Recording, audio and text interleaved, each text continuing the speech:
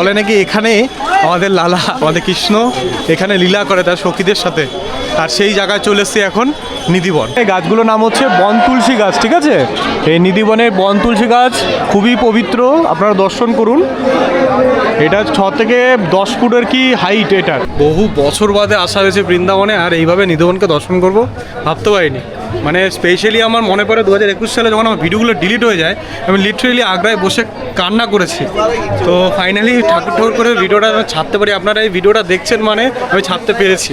শুধু এই জায়গাটা একবার দেখে যান, এই বন তুলসী গাছগুলোকে একবার দর্শন করুন। খুব পবিত্র গাছ। এইখানে মানা হয় শ্রীকৃষ্ণ রাত্রেবেলায় লীলা করেন তাদের সখীদের সাথে। মান্যতা আছে এই তুলসী গাছেই নাকি সখীরা এখানে বিরাজমান, ঠিক আছে? এখানে বান্ধবগুলো দেখুন কিভাবে ইয়ে করছে। হ্যালো হ্যালো, এ হচ্ছে চারিদিকে বন তুলসীর গাছ, দেখুন পুরো সেট করা আছে। রাধে রাধে রাধে রাধে। সে বন তুলসীর গাছ, প্রণাম করুন সকলে। বুঝতে পারছেন যে শনিবার রোববারে কত ভিড়, বাপরে মানুষের ভিড়। সব জায়গায় ক্যামেরা এলাম, আমার তো একটু ক্যামেরা টেনে নিয়েছিল। পুরো নিধিবানটাকে দেখুন, এই শেড দিয়ে পুরো ঘেরা, ঠিক আছে? আর কয়েকশো বলা ভুল, বহু মানে গাছ আছে অনগণিত, মানে গোনা মুশকিল। এখানে সব নিধিবানের এই বন তুলসী গাছে দেখুন, এখান থেকে বুঝতে পারেন সব তুলসী গাছ, এগুলো বন তুলসী বলে। চারিদিকে এই নিধিবনের এলাকাটা দেখুন। এখানে মেন হচ্ছে বাঁদরেরও উৎপাত, তাই পুরো শেড দিয়ে ঘেরা হয়েছে। বাঁদর দেখুন তাই পুরো ঘেরা জিনিসটা। তাও দেখুন দারুণ লাগছে।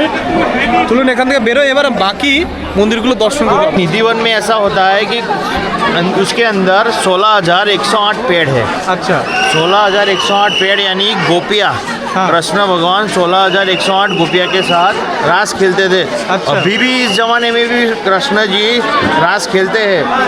दोपहर को 5 बजे के बाद यहाँ दोनों दरवाजे बंद हो जाता है, कोई अंदर नहीं रह सकता। अच्छा, जो भी अंदर रह गया वो देखेगा कि कृष्ण रास खेल रहा है तो वो अंधा हो जाएगा। अंधा हो जाएगा, अंधा हो जाएगा, मतलब उसको कुछ याद भी नहीं रहेगा। कुछ भी नहीं। ये अपना भगवान की लीला अभी भी अपरंपार है। अच्छा, राधे राधे রাধে রাধে। 16,108টা গাছ আছে, বুঝেছো? আর কৃষ্ণ ভগবান এরা হচ্ছে গাছ নাই, তুলসী গাছটা হচ্ছে ওনারা গোপী, মানে ওনার সখী আর কি। তো এনারা এই গাছ রূপে বিরাজমান এখানে, এই জন্য বলে পবিত্র গাছ। এটা দর্শন করবেন, তো দারুণ লাগছে আমাদের, দারুণ সত্যিই বলছি।